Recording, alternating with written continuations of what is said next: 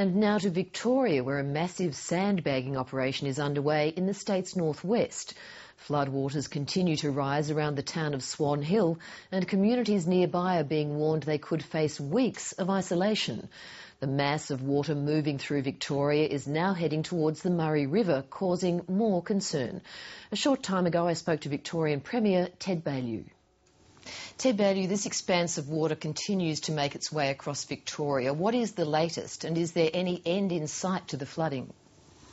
Tracy, you're absolutely right, and there's probably almost a week to go before this water passes through the main towns of the Murray.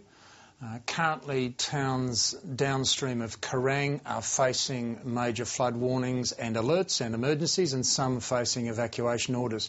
So what we're expecting, for instance, in Swan Hill, is a peak later in the week, around Thursday.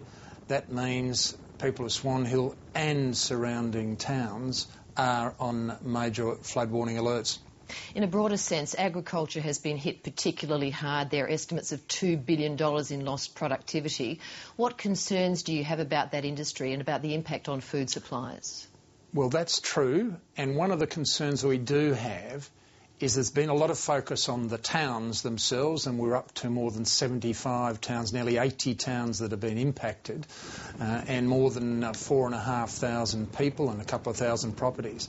But beyond that, there are more than 3,000 farming properties that have been impacted, a lot of farmhouses isolated and a lot of farming families isolated.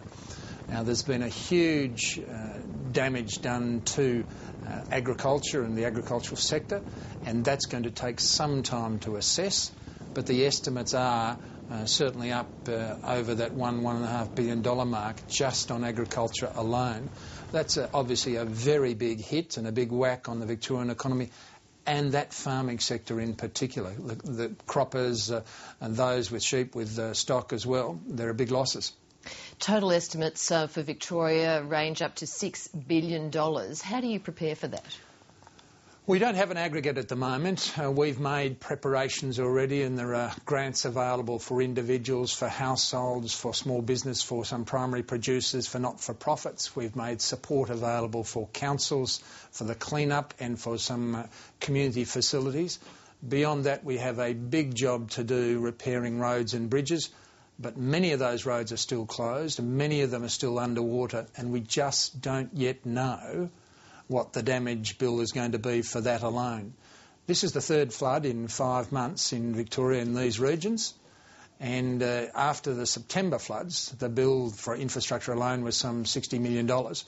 This is going to be substantially more than that, and for many of these communities, 3 hits after 10 years of drought, 3 floods after 10 years of drought is going to be very difficult to overcome. So supporting these communities into recovery is going to take a long time and a big effort, and we will be there for those communities.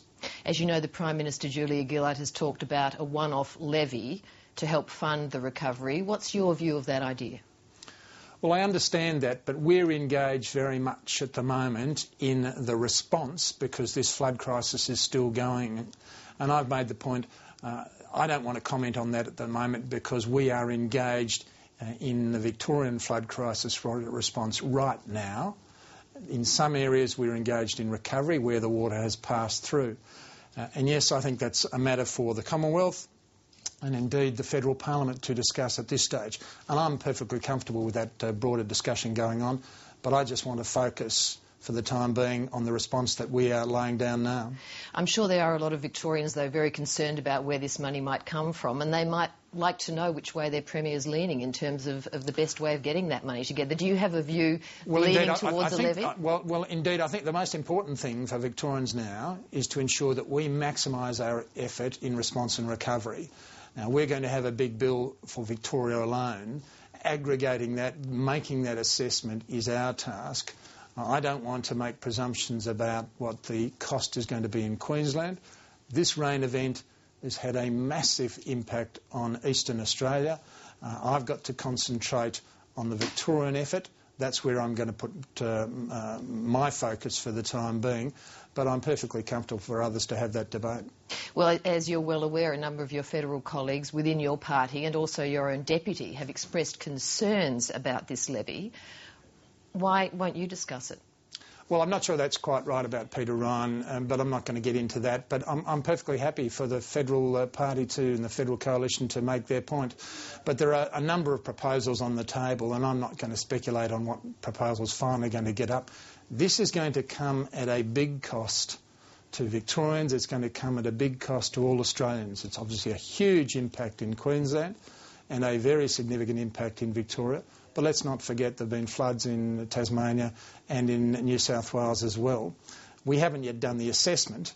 I don't want to be engaged in an argument about who's going to pay or how it's going to be paid just yet. On a slightly different area, there are estimates that 1 in 5 people affected by the floods won't be covered by insurance. Do you see this as something you'll need to look at in the future in terms of people perhaps having a better understanding of what their insurance does cover?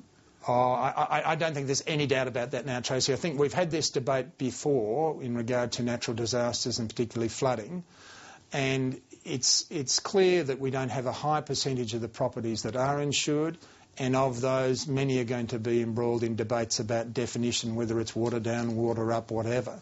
And I think at a national level we need to have that debate in some detail, and I would anticipate that will come up at COAG in the next few weeks, so we can get some clarity for policyholders and so that they know what they're getting in the future. I've talked to a number of individuals myself who thought they had the very insurance they needed in this situation, and that is now being denied to them. Now, I would urge and have urged the insurance companies to be generous in regard to those definitional issues, but we need to have some national clarity about it and much more promotion of what the flood insurance provisions actually are, because it's obvious and very apparent that many consumers just don't know. Many thought they had insurance and now find that it doesn't apply. They're obviously distraught about that, and I can understand that. But it's going to be a national issue. Ted Baillieu, thanks for speaking to us. Thank you, Trace.